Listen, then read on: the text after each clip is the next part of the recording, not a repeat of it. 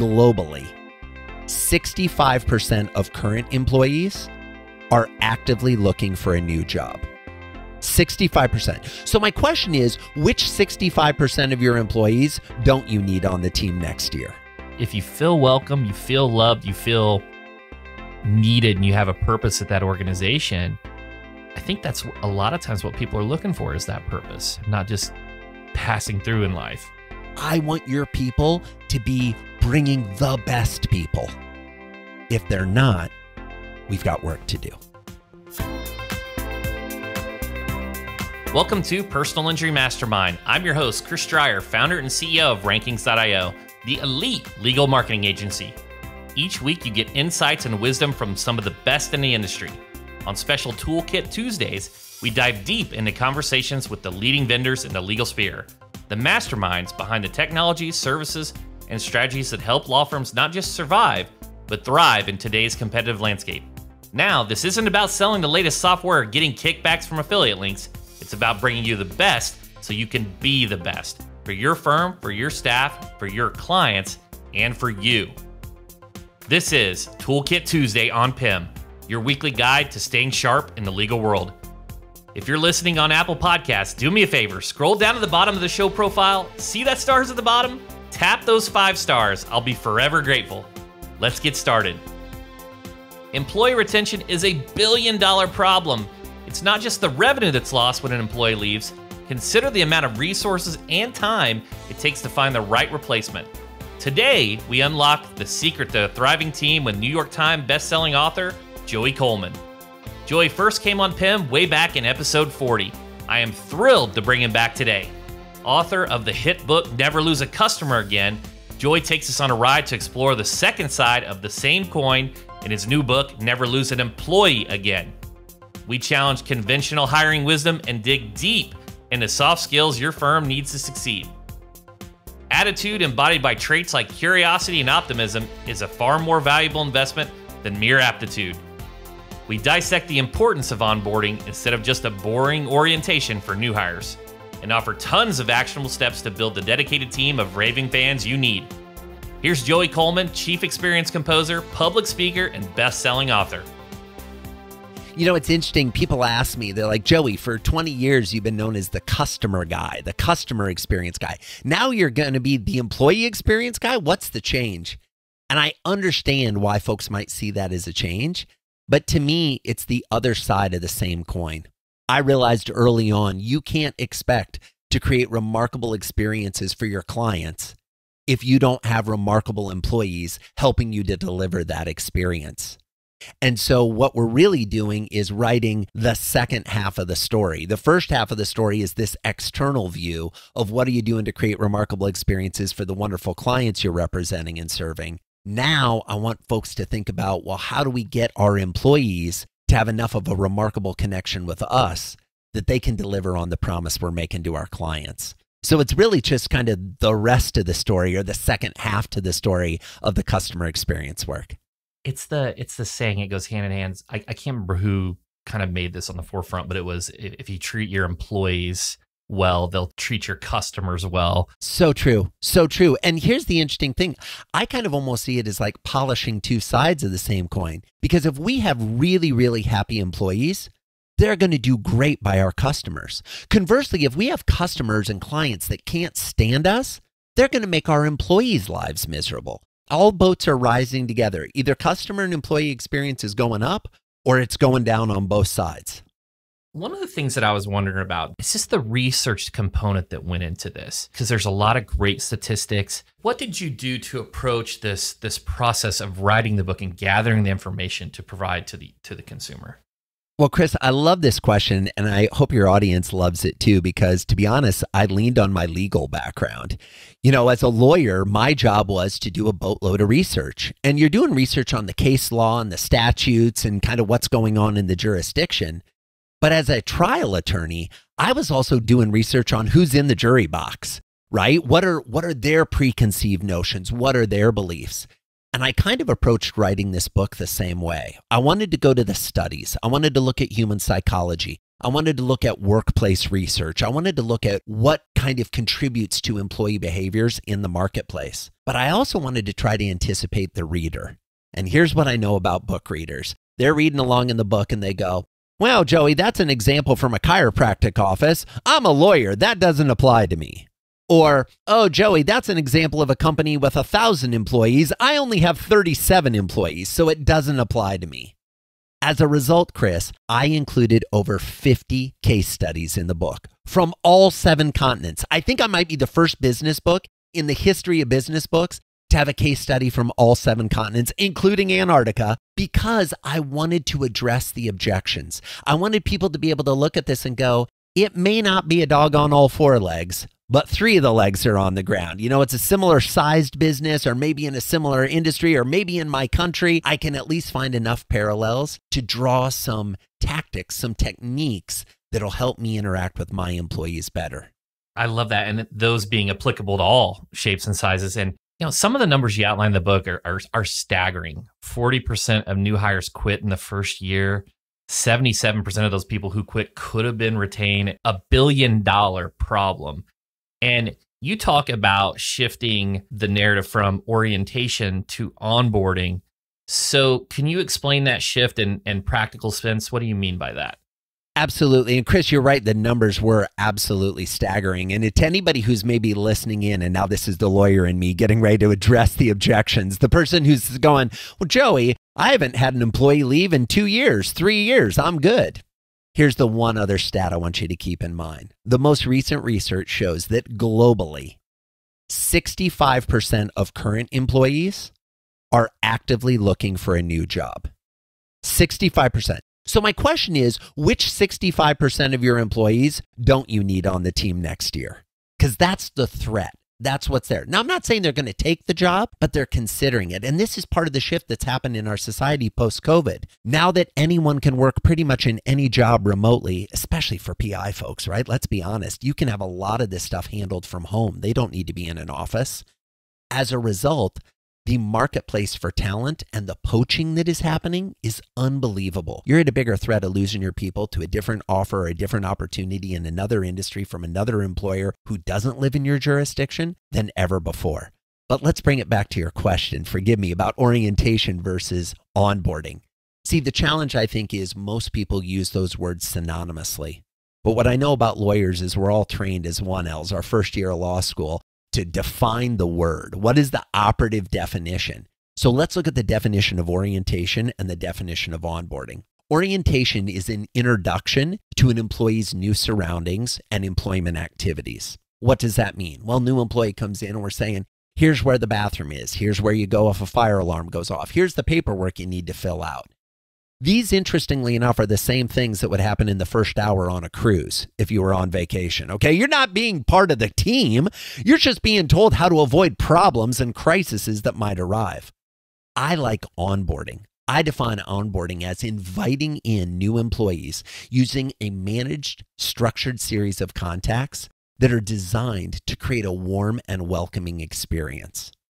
Let's break it down just a little. Inviting in. Not training, not first day on the job. It's an invitation to join something bigger than themselves, using a managed, structured series of contacts, not a haphazard, well, if you get Joni as your manager, you're going to be great. But if you get Franco over there, whew, good luck. We'll see how that goes. That are designed to create a warm, welcoming experience, not a first day on the job experience, not a, hey, you're now an employee with us experience, but rather a warm, welcoming experience. Think about having someone over to your house for a dinner party, right? You offer to take their coat, you get them a drink. You've probably thought ahead to prepare something they might like to eat. They're a guest. Your employees are the same way, especially at the beginning of the relationship. We should be catering to them in the sense that we let them know they are welcome. We're embracing them. We're bringing them in. Now, I'm not saying you have to do everything they want you to do, but what I am saying is we would all benefit from a little more warmth in our initial activities with a new employee. I couldn't agree more. And I was thinking about those initial experiences and I was kind of getting anxiety when you're talking.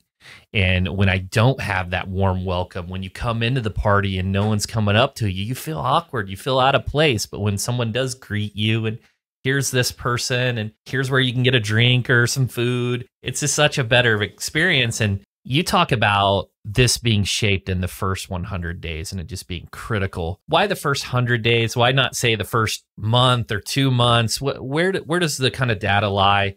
Why the first 100 days? The data really comes from people other than me, right? So this isn't Joey just saying, hey, the first 100 days matter. This is what the research shows. So for example, the research shows that when it comes to hourly employees, I recognize some of the people on your team are salary, but some might be hourly. Hourly employees, more than 50% will leave before the 100-day anniversary. I mean, these numbers are staggering. We also know from our own data, right? Our anecdotal data of our own lives, that first impressions matter.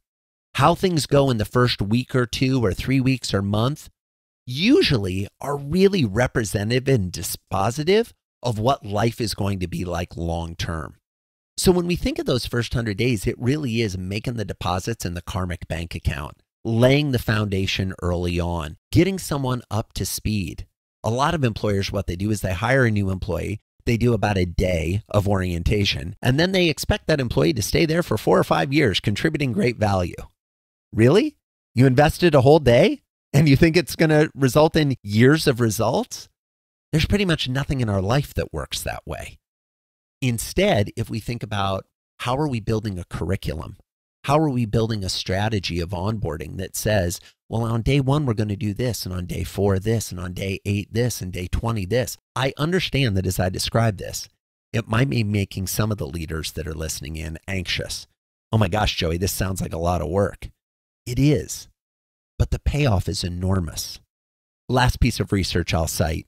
If you look at employees and you say to an employee, they've done huge surveys on this through the Department of Labor, and they said, did you have a strong onboarding program? And that's it. They just let the person self-select how they would define the word strong. If the person said yes, 69% of those people stayed at the firm for greater than 3 years.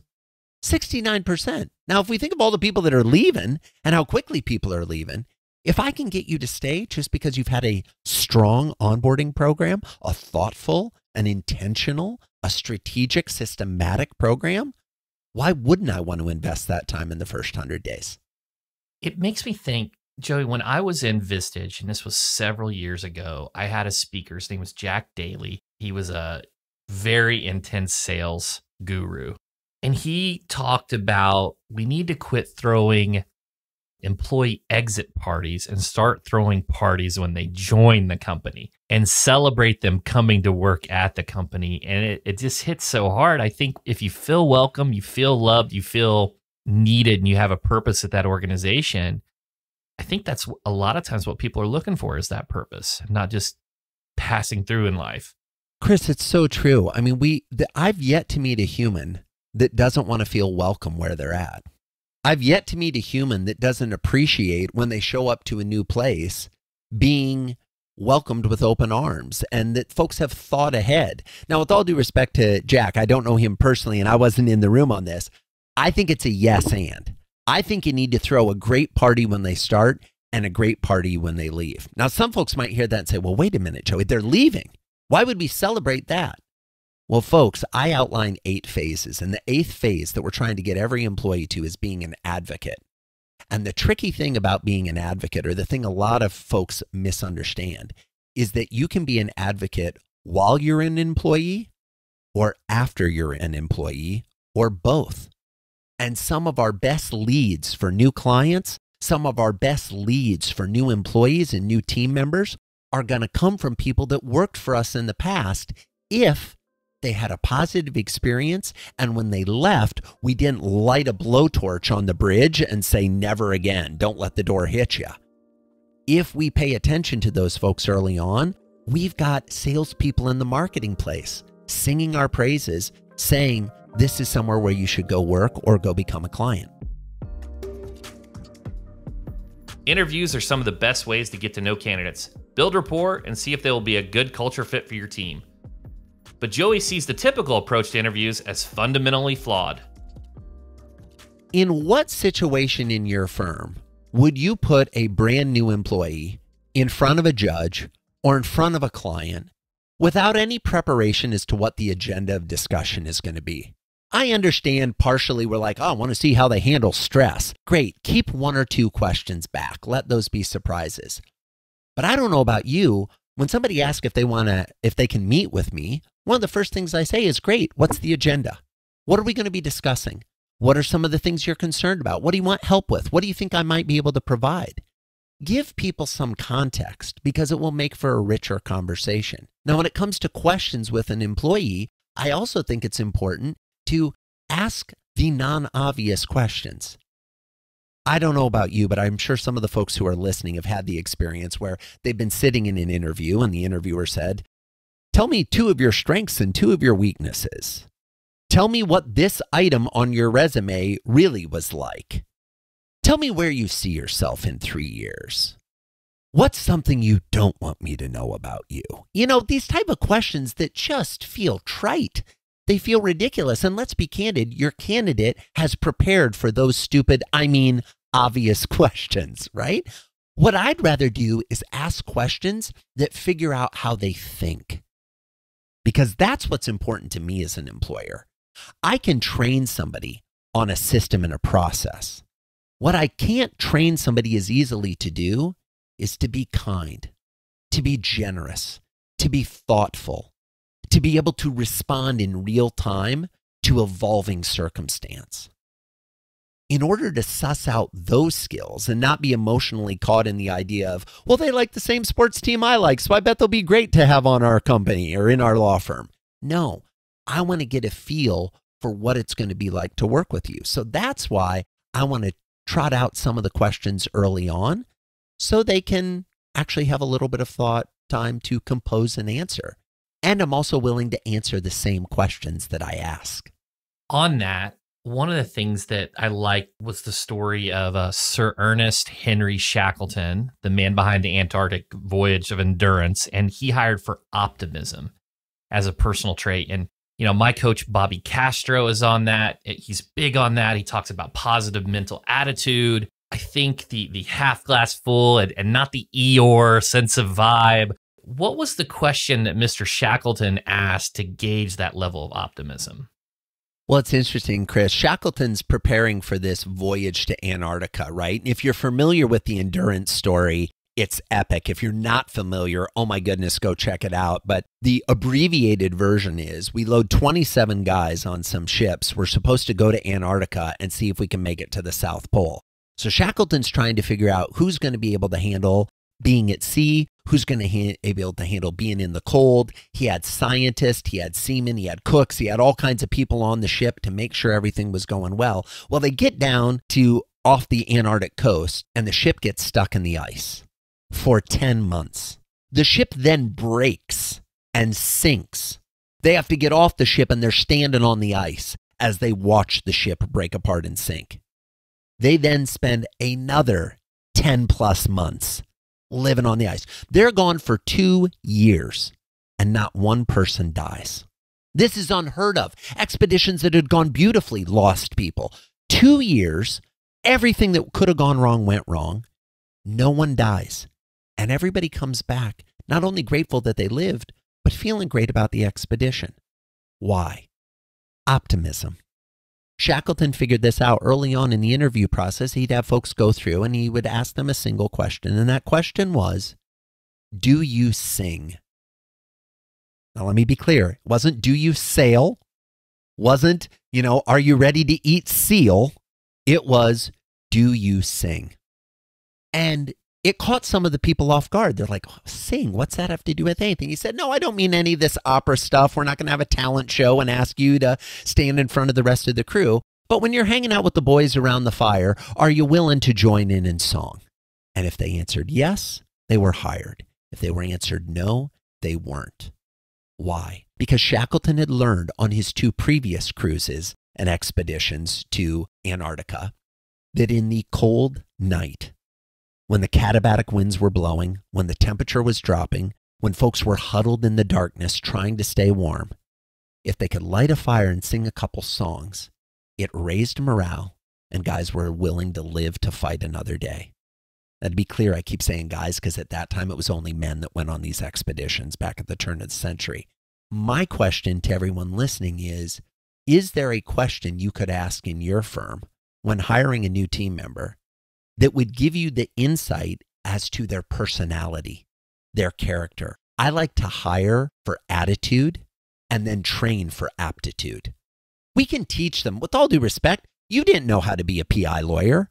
You didn't know how cases worked until you went to law school, since you started working, when you started going through the system. Now you figured out. We can teach that. I can't teach you to be curious. I can't teach you to be resilient. I can't teach you to, when faced with daunting questions or circumstances, to be able to not only navigate through it, but show empathy to the clients we're serving, who many of them, because we're in a PI environment, are at the worst moment of their entire life. Like literally, they are at the worst moment of their entire life, and they're probably one of 3, 5, 8 clients you're going to talk to today. So everybody you're interacting with is in the doldrum. They're in the pit. They're in the despair. How are you going to be able to lead with empathy? Well, empathy doesn't come up in an interview question based on, tell me a time where you had to go further than you thought you had to go, or where you worked harder, or a project you were happy with the completion of. No, empathy comes from, have you lived? Have you been through it? Do you like to sing? Me and my president talk about us waiting tables and having those customer interactions, happy and unhappy, and just such an experience. And it really lended itself great to learning that skill. And, you know, so totally agree on all fronts on that. After we get to this, hey, the employee accepts, they want to work at our company. And it's not uncommon that there's maybe some remorse. How do we reaffirm that they made the right decision to join our company so that we keep them, so that they're not in that big statistical pool that leaves her in the first year? So what are some of the things that go into that? Chris, you're so true. I mean, I imagine folks might be familiar with the concept of buyer's remorse when someone makes a purchase and they begin to doubt the decision they just made. What folks may not be as familiar with is the scientifically proven new hires remorse, where a newly hired employee begins to doubt the decision they just made to accept your job offer. So how do we counter that? Well, there's a number of ways, but the overarching umbrella of how we counter that is to communicate in the time period between accepting the offer and their first day on the job. Most firms, you accept the job and they say, great, what's your start date? Oh, I want to start on the 15th of next month. Great, we'll see you on the 15th. And nothing happens during that period. How would it be different if there were communications during that time frame that got people excited? Let me tell you quickly about one of the case studies in the book, a company called Impact. They're a great online marketing company. What Impact does with their new employees is once they accept the job, they say, awesome, there's a package coming in the mail to you tomorrow. People are like, tomorrow? I just accepted. A FedEx arrives the next day with their new computer, their new headset, everything they need to work. It's all ready to go. Because here's the thing, friends, you knew you were hiring for this position. Go buy the computer before they accept the job. It doesn't matter. You can send the same computer to different people if you go with a different candidate. But boom, they hit them with all the technology they need. And it also includes a note to say, hey, we'd like to introduce you to this person on the tech team who's going to do a call with you. Call them and schedule it. They'll get you all set up on the computer. Everything's ready to go. Okay, interesting. A couple days later, a second package arrives in the mail. This package is full of swag. New shirts, hats, fun, playful things that have the company brand, but are the kind of swag and clothing items you'd be comfortable wearing out in public, right? It's not a billboard for the company. It's tasteful, right? It's fun. So now you're part of the team because you've got the gear and you've got the clothes. Then there's a third package that comes. Yes, for those of you keeping score at home, there are 3 separate packages that come between the time you accept the job and the time you start the job. The third package includes 2 books. And they say to you like, hey, here are the 2 books that create the foundation of our organization. These 2 books outline the principles of what we stand for. Your assignment for the first week at work is going to be to read these books. You're going to be sitting in the office reading these books. And at the end, we're going to have a book club discussion about it with your coworkers, talking about what you learned in the books, because these are, they're, for lack of a better way of putting it, and forgive the analogy, they're the Bibles of our organization. This is what we come to. This is the foundational piece. So if you want to start reading in advance, you can, but it's not required because you're going to have time set aside at work the first week to read. Chris, a couple things happen. Number one, this employee knows they're valued. Number two, they immediately feel like they're part of the team. And number three, if for any reason they're not the kind of person that is interested in reading books, they're not the kind of person who's interested in wearing, the brand where they work, we know before they start. They push back and say, you know what, actually, I made a mistake. I'd like to rescind my acceptance. Great. We found out before we wasted any more time. We found out before they came in and their attitude, or else, impacted anybody else on the team. So the question is, how are you communicating with people between the time they accept and the time they start to reaffirm their decisions? Joey's book covers 8 critical phases in the employee retention process. Now, we've already taken a look at a couple of the phases, but I wanted Joey to give us an overview of each phase. He explains how to guide employees into the coveted phases we, as employers, want. Adopt and advocate. There's 8 phases. They all start with the letter A. It's kind of like if you gave a report card to your employees, they'd give you A's in all 8 subjects, straight A's. That's what we're going for. So the first phase is that assess phase, where a prospective candidate's trying to decide if they want to work for you. They're checking out your job listing, their social media, they're on your website, on the About Us page, the careers page. They're going through your interview process. We then come to phase 2, the accept phase. In the accept phase, you make an offer to your desired candidate, and ideally, they accept it. We then go to the third phase, the affirm phase, that buyer's remorse that we just talked about, but it's new hires remorse, where they begin to doubt the decision they just made. We then come to phase 4, the activate phase. This is the only phase in the 8 phases that is a single day. It's the first day on the job. And what are you doing to make that first day on the job epic? So remarkable, so special that they're still talking about the first day on the job years later. We then come to phase 5, the acclimate phase. And as a pro tip to everybody out there, this is where most organizations start to go off the rails. The acclimate phase starts on day 2 and it lasts for weeks, maybe even months, depending on the role in your organization. In the acclimate phase, we want to hold the employee's hand. We want to help them navigate. We want to teach instead of train. What do I mean by that? Teaching implies that when we're done, you have that knowledge forever. Training implies this is going to take rote repetition for a long time before we've conditioned you to have this behavior and to follow these steps. We then come to the accomplish phase, phase 6. In the accomplish phase, the employee achieves the goal they had when they originally decided to accept your job offer. Every employee has personal and professional goals that they're hoping will be easier to obtain due to their accepting the job offer. Do you know what those goals are? Are you tracking their progress towards them? Are you celebrating with them when they achieve them? If not, you won't have an effective accomplish phase. If they do accomplish their goals, they move on to the adopt phase. This is when someone becomes loyal to you and your firm. They're not picking up a call from a headhunter. They're not looking for other jobs. They are bought in, committed. And if, and only if, Chris, we've gotten them through all 7 phases, do we have the right, the privilege to invite them in to the Holy Grail, Nirvana, the final phase, the advocate phase, where the employee becomes a raving fan for us, singing our praises far and wide. They're writing reviews on Glassdoor and other review sites. They're going out and publicly recruiting people to join the firm. You have a job posting for a new position. They're coming to you with 3 stellar candidates that are ready to go. Why? Because they want their friends, their loved ones, the best people they've ever worked with to come work with you too. That's how bought into your mission they are. Last thing I'll say on the advocate phase, lots of times people say to me, well, Joey, we've got good advocates in our firm. I'm like, really? Can we look at the data? And here's how we measure it. Whenever you have a job posting for any position in your firm, how many of the candidates are referrals from your existing employees? If that answer isn't greater than 50%, you don't actually have advocates. You may have 1 or 2, but you don't have a lot of them. I want your people to be bringing the best people. If they're not, we've got work to do. Those referrals tend to be some of the best candidates because the individual that refers them, it puts their reputation on the line. And it's just incredible scenario. And Chris, you're spot on. That's the thing.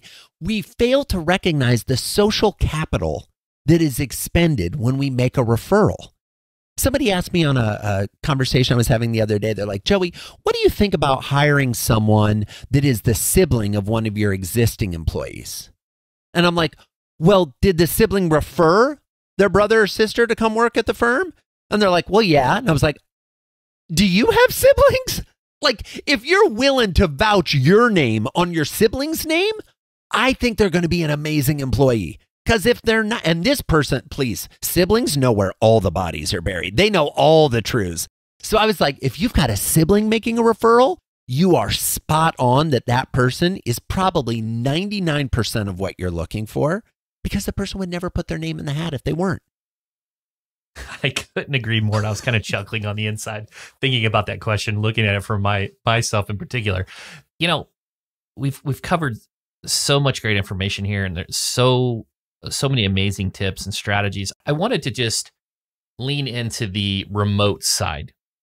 COVID kind of changed the game. There's not as many people going to the commercial building. They're working from home.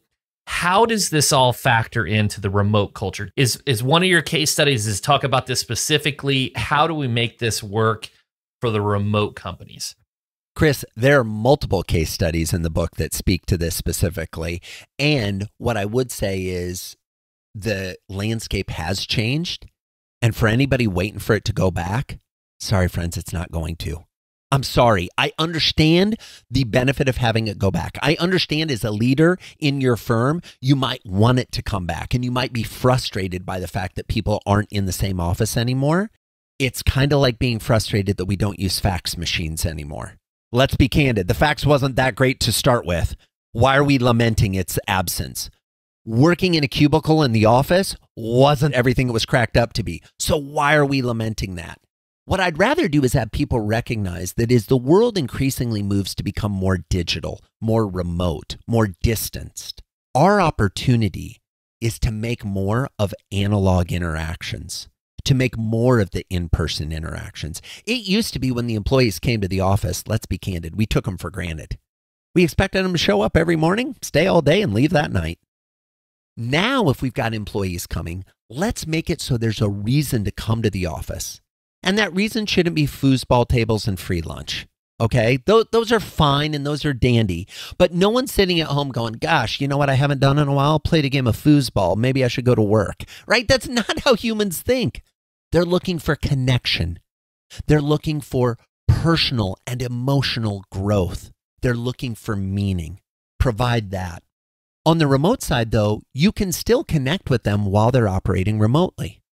Here's something I find fascinating, Chris, and the lawyer in me really gets excited about this. So legally, anybody listening in the United States, if you're an employer, you have to know the home address of your employee. You're required to report that to the government for tax purposes. You often send them tax documents at home. You send them pay stubs, those type of things. Why is it that that's the only thing you ever mail them? Why don't you mail them gifts? Why don't you have somebody show up at the door with some presents for their kids or their spouse? Why not unexpectedly coordinate with their spouse? Oh, wait, you don't know if they're married or not or what their relationship status is? Are they really part of the family? Are you that personally connected? Or is this somebody that you're just counting as a number? Why not coordinate with their spouse and say, hey, Jenna has been working like crazy here for the last 3 weeks. She has been just crushing it and doing, but we know we've been pushing it. So what I'd love to ask you is, where's her favorite place to take the whole family to dinner? Oh, loves taking us out to Olive Garden. That's our place with the breadsticks. We're all about the breadsticks. Let's do it. Great. We're going to treat the whole family to dinner at Olive Garden. We can do this one of two ways. Either I'll send you a gigantic Olive Garden gift certificate and you take the family and pay for it. Or if you want to tell me what your order is, we can have the order delivered for dinner tomorrow night as a surprise. The investment of time and money that this takes is minuscule. in comparison to the impact it would have on your team members. Where can our audience go to learn more about you and get the book? Chris, I so appreciate it. The best place to get the book is anywhere that you like getting books, whether that's Amazon, Barnes & Noble, your local indie bookstore. One of the things that was really important to me was that the book came out in all formats the same day. So if you love hardcover books, you can write in and take notes. We got you. You want to read on your Kindle or your Nook? You're good. There's an ebook. You liked listening to my voice in our conversation today? Guess what, friends? There's an audiobook that I narrate. So if you're comfortable with my voice, you're going to love listening to me at 3x speed, as fast as you can, so you can get through the book faster. Available anywhere you're looking for books. If you want more information, come to my website. It's joeycoleman.com. That's Joey, like a 5-year-old or a baby kangaroo. Coleman, Coleman, like the camping equipment, but no relation. joeycoleman.com. There's information there, not only about customer experience, but employee experience. And my hope is that in our conversation today, folks have gotten at least an idea or two that they can try. But more importantly, I hope you're slightly thinking differently about what it means to have an employee journey. An employee is with you for a period of time. It's just as important to pay attention to the time before they join you, the process of hiring and joining you, the training, onboarding, and then the long-term adoption and advocacy retention as it is to say, oh, do we need an employee? Yeah, if you need an employee, that's the investment you need to make in terms of your time and care. Thanks so much to Joey for sharing his wisdom today. Let's go over some of the actionable tools you can add to your kit and level up your firm. First off, train for aptitude. Traits like curiosity and optimism are much more difficult to train than how to use your preferred software. As attorneys and firm owners, you're in the trenches together day in and day out. How you show up for each other and for your clients have a lasting impact. My question to everyone listening is there a question you could ask in your firm when hiring a new team member that would give you the insight as to their personality, their character? Next up, make your new hires feel welcome and wanted. Go beyond orientation. Onboarding should include multiple touch points that reflect your firm's values, cultures, and expectations. Take time to construct a managed series of contacts that help the new hire feel valued from the first day. It's an invitation to join something bigger than themselves. Not a first day on the job experience, not a hey, you're now an employee with us experience, but rather a warm, welcoming experience. This is a great way to avoid the dreaded new hire remorse. Send text, swag, and book packages in intervals before day one. This communication helps the new hire get excited about the job and gives additional opportunities to evaluate if the job really was the right one for them. So the question is, how are you communicating with people between the time they accept and the time they start to reaffirm their decisions? To grab your copy of Joey's new book, Never Lose an Employee Again, check out the show notes. While you're checking out those resources, scroll to the bottom and hit that follow button so you never miss an episode of Personal Injury Mastermind with me, Chris Dreyer, founder and CEO of Rankings.io. All right, everybody, thanks for hanging out.